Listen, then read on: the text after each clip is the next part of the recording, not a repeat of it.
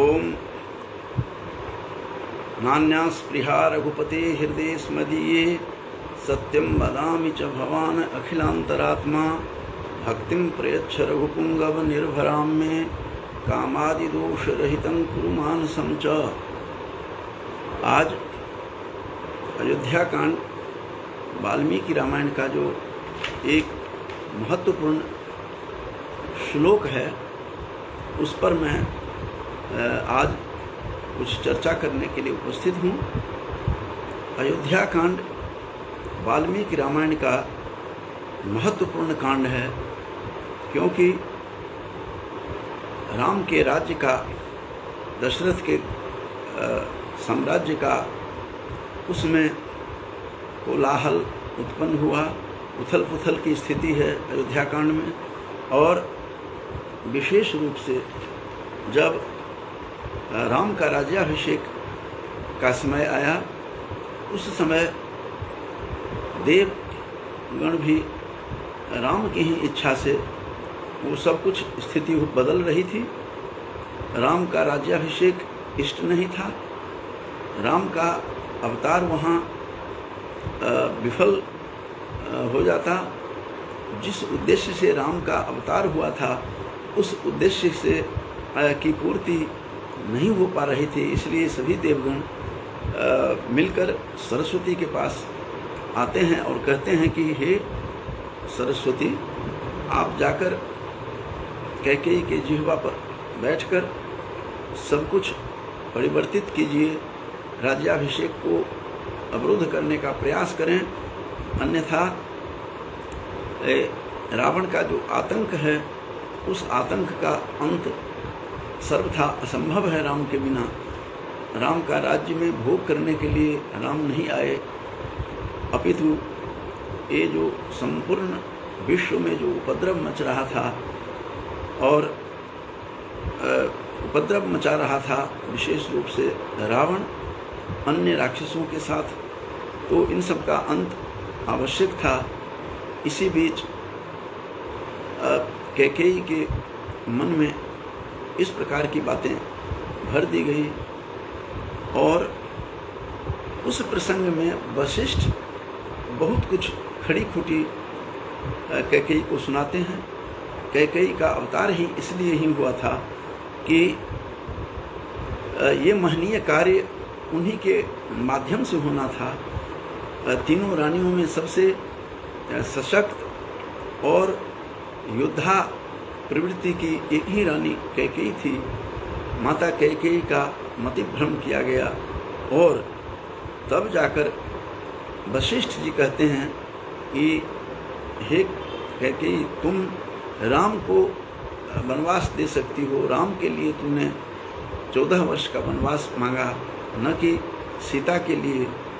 बल्कि यहाँ तक भी कहते हैं कि हम तो चाहते हैं कि जानकी को ही राज्य का भार दे देंगे, क्योंकि इसको आपने नहीं कुछ कहा है। और संपूर्ण सीता के साथ ही दो प्रकार की बातें वहाँ पर हुई है। और वशिष्ठ जी कहते हैं कि हमें तो ऐसा लगता है कि हम ही लोग यहाँ से राष्ट्र से निकलकर इस राज्य से संपूर्ण प्रजा के साथ कहीं और चले जाते हैं, वन में ही, और तुम यहीं पर पड़ी रहो, इस वृक्षों पर अपना सिर पटकती रहो। इस प्रकार से वशिष्ठ जी कहते हैं। और वशिष्ठ जी वहीं पर एक महत्वपूर्ण बात कह जाते हैं जिसके लिए मैं उपस्थित हूँ।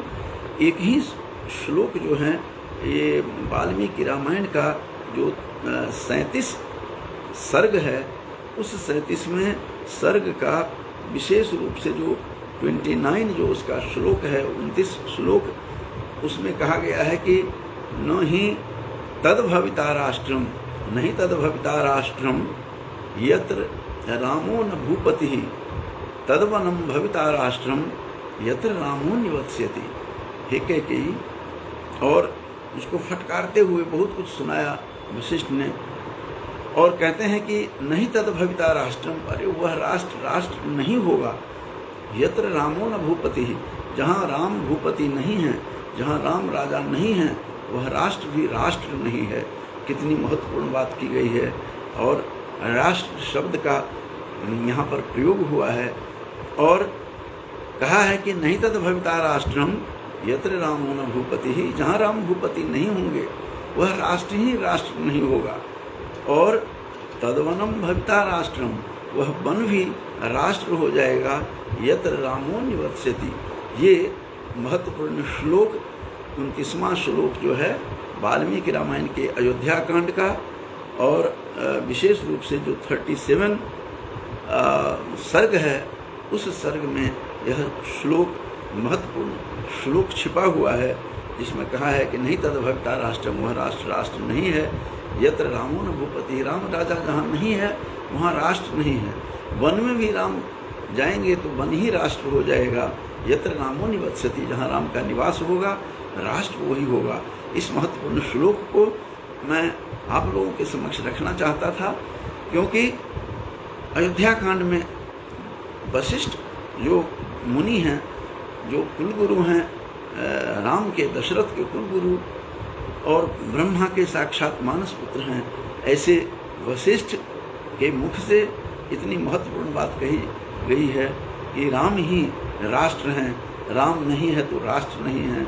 राम जंगल में भी हैं, वन में भी हैं, तब भी वही राष्ट्र है, क्योंकि जहाँ राम होंगे राष्ट्र वही होगा। तो नहीं तद भविता राष्ट्रम यत्र रामो न भूपति, जहाँ राम भूपति नहीं है तो राष्ट्र नहीं है। वन में भी राम रहेंगे तो राष्ट्र वन ही राष्ट्र हो जाएगा। इसी तरह यह तो महत्वपूर्ण बात जो मैंने कही है, यह अयोध्या कांड जो है वाल्मीकि रामायण के, उसका अयोध्या कांड का जो 37 सर्ग है उसका 29 जो है श्लोक संख्या, उसमें यह बात कही गई है।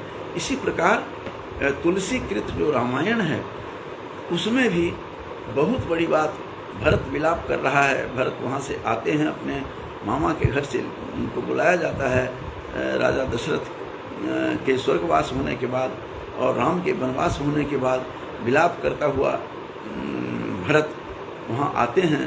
भरत बहुत विलाप करते हैं और तब भरत को शांत करते हुए वशिष्ठ का ही जो है वचन, वो संपूर्ण भारत ही नहीं जहाँ भारत के लोग रहते हैं उस सब का कंठ का आभूषण बना हुआ है। कंठाभूषण वह दोहा है और उसमें जो कहा गया है उस चौपाई में, और बहुत वो चौपाई जो है महत्वपूर्ण वह बात कही है कि सुनहु भरत भावी प्रबल। जब वो रो रहे हैं तो वशिष्ठ जी कह रहे हैं कि हे भरत, भावी प्रबल है, तुम रोना छोड़ दो, जो होना था वही हुआ है, जो होना था वही होगा। इस प्रकार से शांत करते हुए कहते हैं कि सुनहु भरत भावी प्रबल बिलखी कहूँ मुनिनाथ।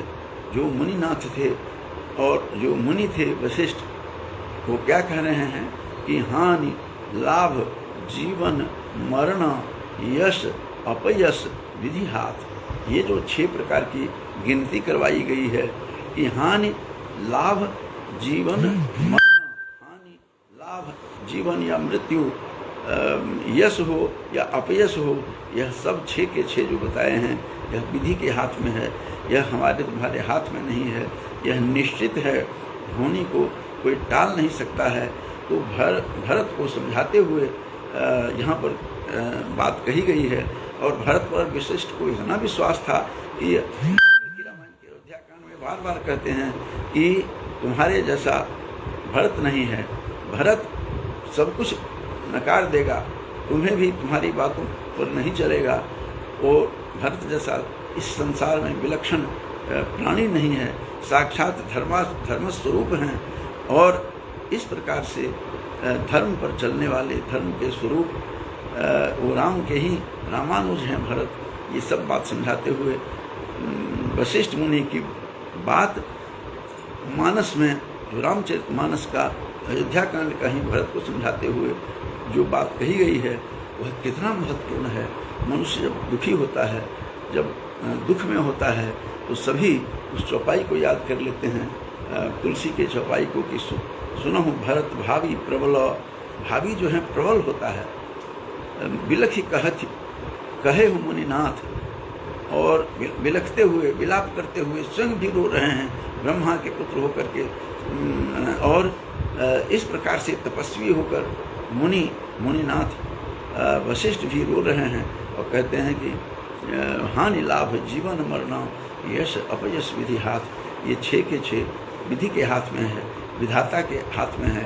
हम लोग उन्हीं के हाथ के कठपुतली हैं, सूत्रित हैं हम उनके हाथ में।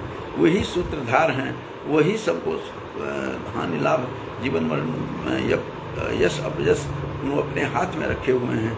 इसलिए विलाप छोड़ दो हे भरत, शांत हो जाओ। और यह अयोध्या कांड का यह चौपाई और जो वाल्मीकि रामायण के 37वें सर्ग का जो 29वां श्लोक है अयोध्या कांड का, जो मैंने बात कही है कि नहीं तद भविता राष्ट्रम, वह राष्ट्र नहीं होगा। यत्र रामो न भूपति ही तद वनम भविता राष्ट्रम, वह वन ही राष्ट्र हो जाएगा। यत्र रामो निवत्स्यति। इसीलिए कहा है कि राम बन गए तो बन गए, राम बन गए तो बन गए। ऐसा जो विद्वानों का कथन है कि राम वन में जाकर निखरते हैं, मर्यादा पुरुषोत्तम के रूप में उभर करके आते हैं। उनका अवतार विफल हो जाता यदि माता कैकेयी बीच में नहीं आती। तो इस प्रकार से आज इस श्लोक को मैं आप लोगों के समक्ष रखना था कि कितनी बड़ी बात कही गई है कि वह राष्ट्र नहीं, जहाँ राम भूपति न हो, राम राजा न हो, वह वन भी राष्ट्र हो जाएगा जहाँ राम निवास करेंगे। तो इस प्रकार से इन दो, एक मानस के चौपाई और वाल्मीकि रामायण का इस श्लोक लेकर के मैं उपस्थित हूँ। मैं कुछ न कुछ प्रतिदिन लेकर के आता रहता हूँ।